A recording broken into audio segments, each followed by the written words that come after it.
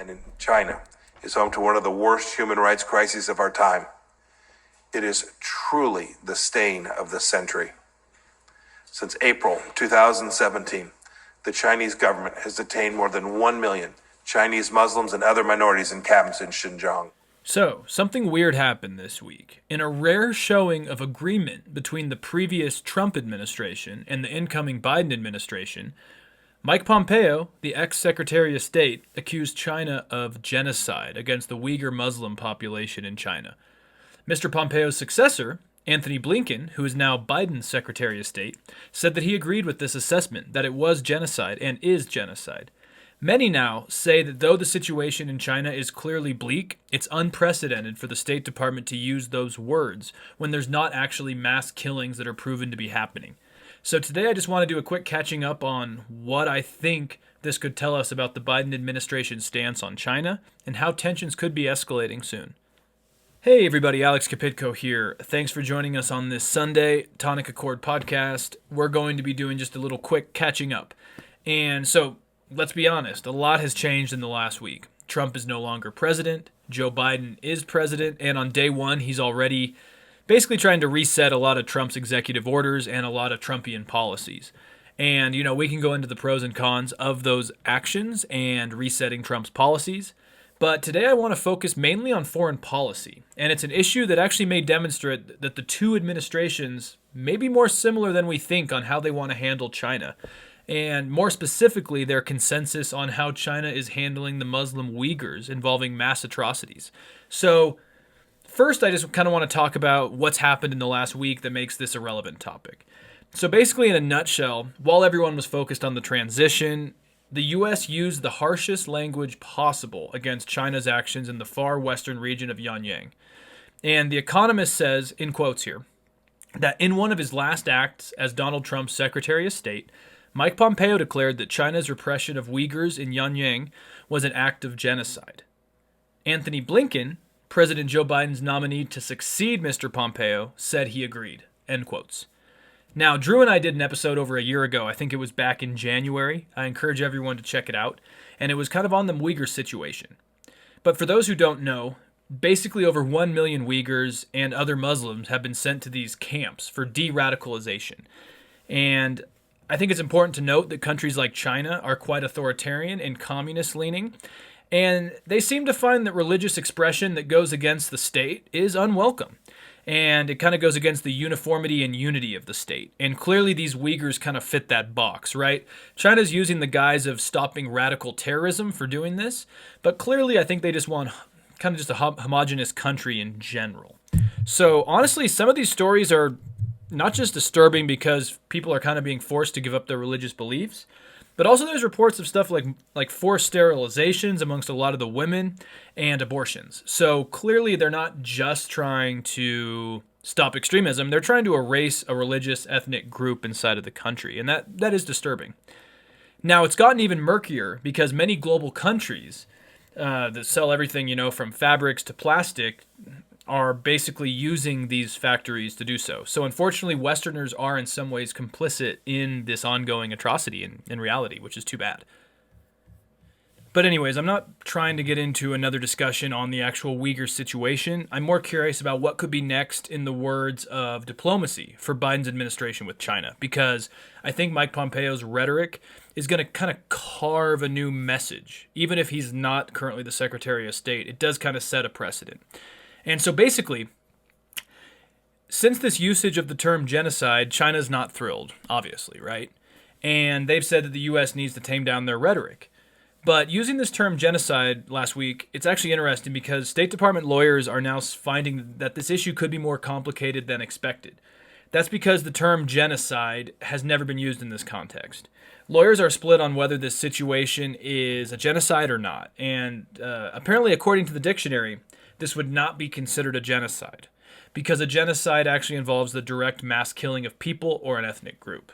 However, there's an asterisk here, the UN defines the term more broadly. Basically, let's see here, in quotes it says, measures intended to prevent births, so long as the aim is to destroy, in whole or in part, a national, ethnic, racial, or religious group.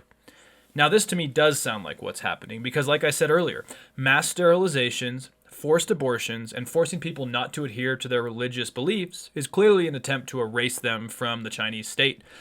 Not just their beliefs, but them as a people. So to me, that does sound like genocide on the UN terms, but it gets even trickier. Because I've heard that some governments in the UN don't like using the term because, sadly, many of the countries in the UN have done similar things. So, I mean, let's think about it. Places like Russia with the Chechens, the Middle East, I could name a plethora of them. You know, they're all complicit in some forms of ethnic or religious oppression. And so that line between when is it a genocide and when is it just a religious silencing or oppression, I don't even know what the term would be, it gets really gray. And this is why the U.S. seems to kind of take a milquetoast approach, usually in the past, because it must be clear genocide, clear mass killing. And, you know, actually the only times the U.S. in previous administrations has really used this term was the Holocaust, Rwanda, these very clear definitions of genocide. But it seems like this is going to be, you know, it could cause some rifts around the world because it's interesting to see if other countries are going to agree with this definition for self-preservation or not. Okay, but it gets even more interesting to me due to politics. I guess that usually is the case, right? Politics complicates things. Let's start with domestic. Mike Pompeo, who I think has been honestly quite a bad Secretary of State, he did this on his last day of office. And so he can call this a genocide, which is unprecedented, and I think it is a genocide. But he can call it a genocide, and he has no consequences for how the world, how China, or how the Biden administration is going to have to deal with this. Pompeo can just say these very extreme words and leave, and now Biden's administration is going to have to pick up the pieces. Clearly, like I said earlier, China's pissed off.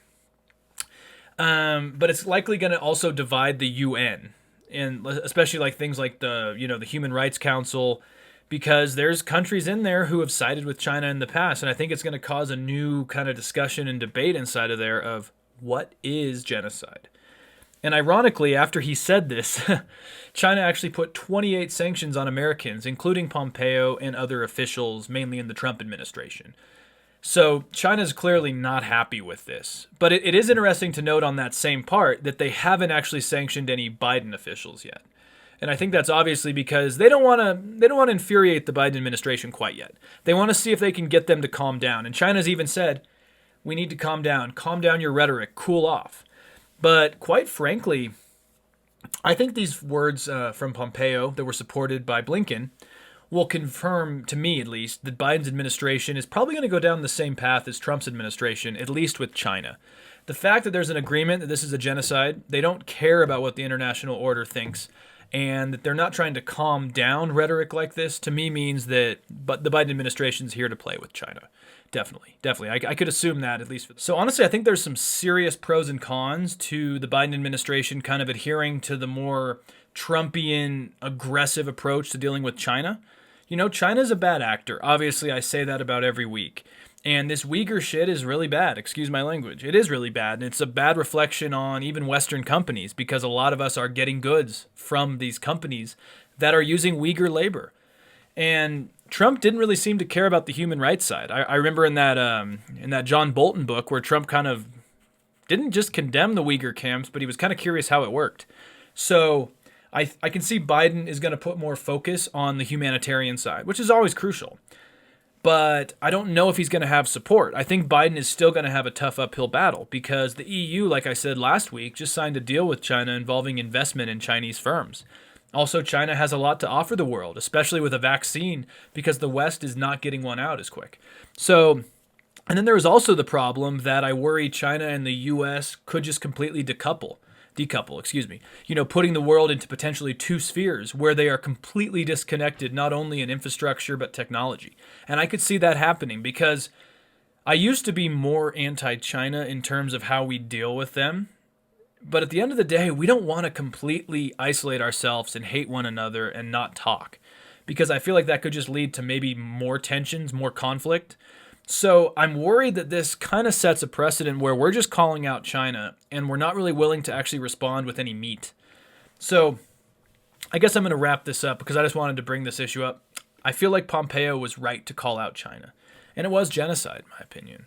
But words have meaning, and we need to find a way to de-escalate this situation, quite frankly. No one has agreed with the U.S.'s term, of genocide right now. Not even Canada, not even Britain. They haven't even stood behind us.